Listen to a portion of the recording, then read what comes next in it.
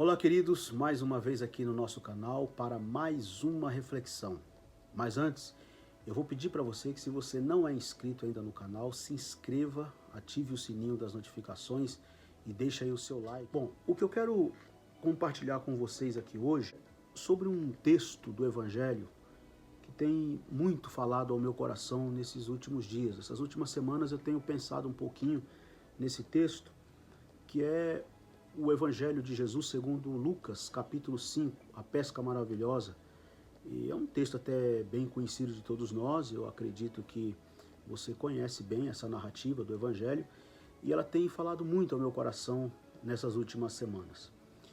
Porque eu penso que nós temos que rever muita coisa, especialmente nesse período de pandemia, de crise global. No meio de toda essa confusão, de toda essa crise, de todo esse caos que nós estamos enfrentando nesses últimos dias, eu penso que nós podemos aprender com esta história do Evangelho de Lucas, capítulo 5, sobre a pesca maravilhosa. Nós podemos tirar algumas lições e aprender através dessa história como nós podemos nos reerguer, como nós podemos nos reinventar, como nós podemos nos refazer e como nós podemos reagir diante de toda esta crise que nós estamos enfrentando. Mas antes, nós precisamos pensar um pouco, refletir um pouco sobre algumas dimensões da nossa vida. Entre elas, nós precisamos refletir um pouco sobre o fato de que a nossa sociedade não sabe lidar direito com o fracasso. Você já prestou atenção nisso? A nossa sociedade não lida direito com o fracasso. Nós não damos valor ao segundo e ao terceiro lugar. Um time vice-campeão nunca é lembrado pelos outros times que ele venceu e deixou para trás, mas sim porque está apenas atrás de um. O microfone nas igrejas evangélicas não é dado na mão de quem não tem uma grande história, de quem não tem um grande testemunho para contar. Veja os programas evangélicos do rádio e da televisão, sem querer fazer aqui nenhuma crítica ofensiva, mas veja os programas evangélicos do rádio e da televisão. O microfone é dado para quem tem uma história de sucesso, um testemunho de sucesso, um testemunho espetacular para contar. E, de certo modo, os nossos ouvidos estão amaciados para ouvir apenas relatos de sucesso. Estamos treinados e preparados apenas para ver quem está debaixo dos holofotes. Os nossos ouvidos estão treinados e amaciados para ouvir esses relatos de sucesso. E isso é muito ruim, porque nós poderíamos dar um significado eterno para os nossos fracassos. Nós poderíamos nos reinventar nesses processos de derrota, de tombos na vida e de fracassos. O texto de Lucas, eu não vou ler aqui o texto, você depois pode conferir aí na sua Bíblia e pode ler depois, meditar, ler com calma, com paciência. O capítulo 5 do Evangelho de Lucas, versículo 1 ao versículo de número 11. Esse texto não é um texto que nos ensina, ele não está na Bíblia para nos ensinar, para nos dar uma aula de como pescar.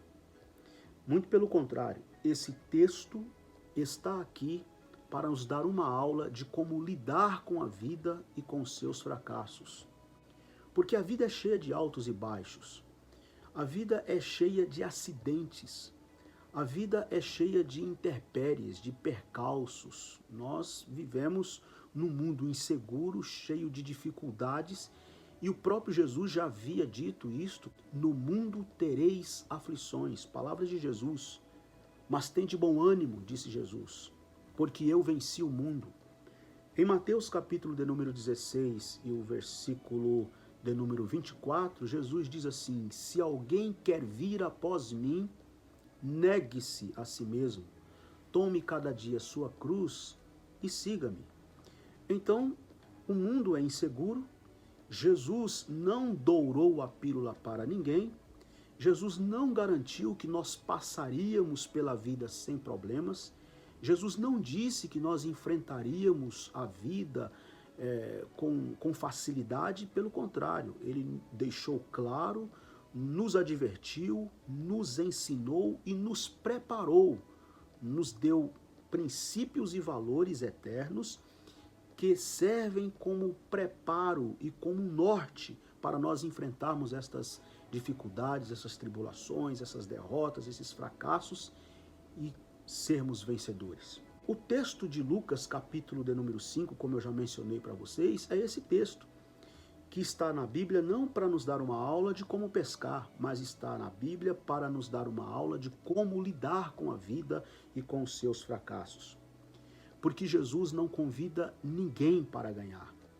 Jesus convida para continuar. O grande apelo do Evangelho, a grande mensagem do Evangelho é que ele nos desafia e nos convida a continuar. O Evangelho é a boa nova para quem se cansou. O Evangelho é a boa notícia, é a boa nova e tem propostas para continuar lutando, mesmo quando os indicativos não são positivos, mesmo quando nós estamos diante de uma realidade de derrota, mesmo quando nós estamos diante de uma realidade de fracasso, mesmo quando nós estamos diante de uma realidade de erro, mas o Evangelho nos desafia e propõe para nós, dá para nós propostas para enfrentarmos, para nos levantar diante desta crise, diante desta derrota, diante deste fracasso e nos reinventar, dar um novo rumo, ressignificar e avançar e continuar, porque esta é a proposta do Evangelho.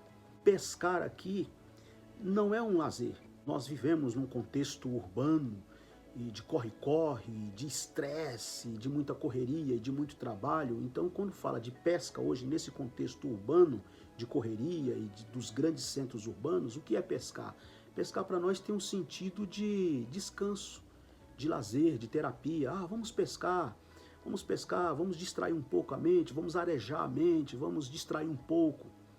Quando fala assim, pesca hoje nesse contexto urbano, nas grandes cidades, logo de imediato o que vem à nossa mente é isto. Nós temos essa ideia, a pesca para nós tem essa conotação de distração, de arejar a mente, de terapia, de descanso. Quem nunca viu, quem nunca leu no para-choque do caminhão, está nervoso? Vá pescar. Porque tem essa conotação de que pesca é para distrair, é para desestressar, é para acalmar um pouco os nervos, né? Aqui não. Pescar aqui não é distrair. Pescar aqui não é lazer. Pescar aqui não é uma terapia. Pescar aqui é a vida deles. Pescar aqui, para nós entendermos melhor dentro da nossa realidade hoje, pescar aqui é ter o dinheiro para pagar a conta de luz. Pescar aqui é ter dinheiro, é ter recurso para pagar o aluguel, para fazer a compra do mês, para comprar o material escolar das crianças, para pagar a prestação do carro. Pescar aqui é a profissão deles, é o trabalho deles, é a vida deles, é o meio de vida deles. E o texto diz, nas palavras de Simão, que reclamou com Jesus. Na verdade não foi uma reclamação, né? Ele estava relatando para Jesus que havia trabalhado a noite toda e não haviam conseguido pegar absolutamente nada. Senhor, havendo trabalhado toda a noite, está no versículo do número 4, havendo trabalhado toda a noite, nada apanhamos. Mas segundo a tua palavra, nós vamos lançar a rede. O que eu aprendo aqui e quero compartilhar com vocês, em primeiro lugar, é que se você está tentando, se você está lutando, se você está correndo atrás e as coisas estão dando errado, não está dando certo, você diz, eu já lutei, eu já tentei, eu estou me esforçando, estou tentando, bato numa porta, bato em outra porta, eu não consigo, as coisas não andam, as coisas não destravam. Eu quero te dizer, você pode se reinventar. Você pode pensar em outras estratégias. Talvez as coisas não estão funcionando porque você está batendo sempre na mesma porta.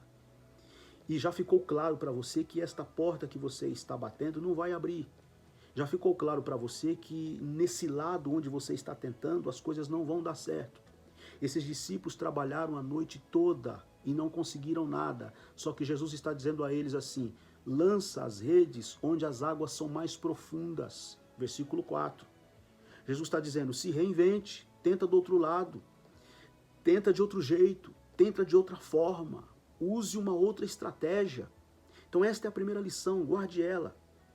Tente de outra forma, tente de outro jeito, use uma outra estratégia, bata em uma outra porta, pense em uma outra possibilidade. A segunda coisa que eu quero compartilhar com vocês aqui é a seguinte: esses discípulos confiaram na palavra de Jesus. Qual foi a resposta de Pedro, de Simão? Olhou para Jesus e disse: Senhor, nós trabalhamos a noite toda, não conseguimos absolutamente nada, mas segundo a tua palavra, lançarei as redes. E foi isso que ele fez. Ele confiou na palavra de Jesus. Meu irmão, minha irmã, confie na palavra de Jesus. Sua palavra é fiel e verdadeira. Descanse nas suas promessas. Descanse nas propostas eternas de Jesus, na mensagem do Evangelho de Jesus Cristo, que, como eu já falei aqui, não tem uma proposta de ganhar, mas tem sim princípios e valores que te ajudam a organizar a sua vida, a reorganizar a vida, a ressignificar e a dar um novo sentido, a dar um novo rumo àquilo que você talvez esteja pensando que já se perdeu. Confie na palavra de Jesus, creia na palavra de Jesus, confie na mensagem de Jesus. Segundo a tua palavra, lançarei as redes.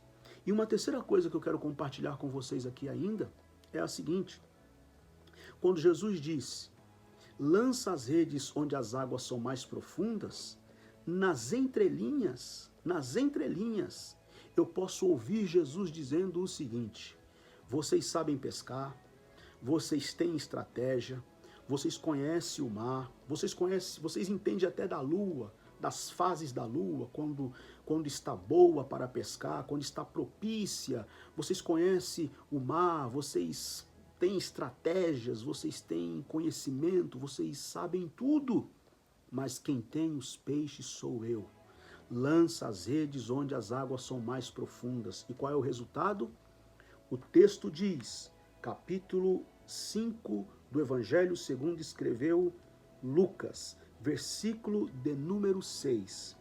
Isto fazendo, apanharam grande quantidade de peixes e rompiam-se-lhes as redes. Olha aí o resultado de pessoas que confiaram na palavra de Jesus.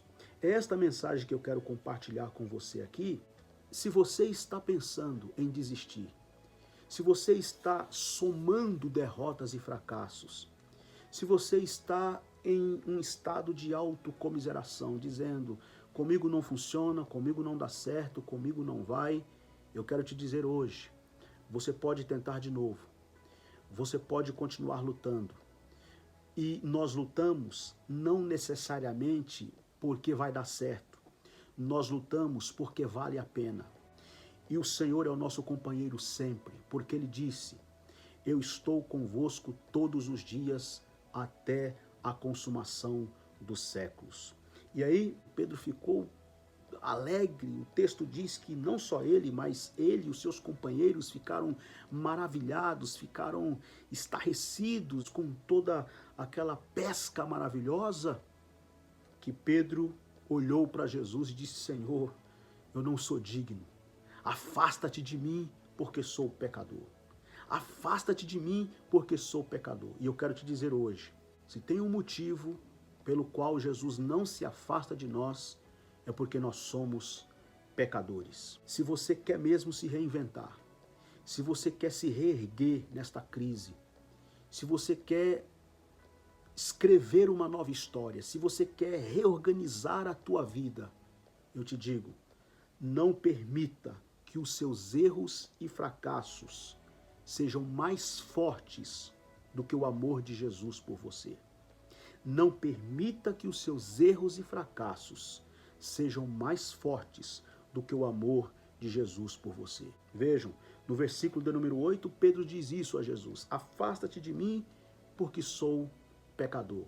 E o que é que Jesus responde para ele?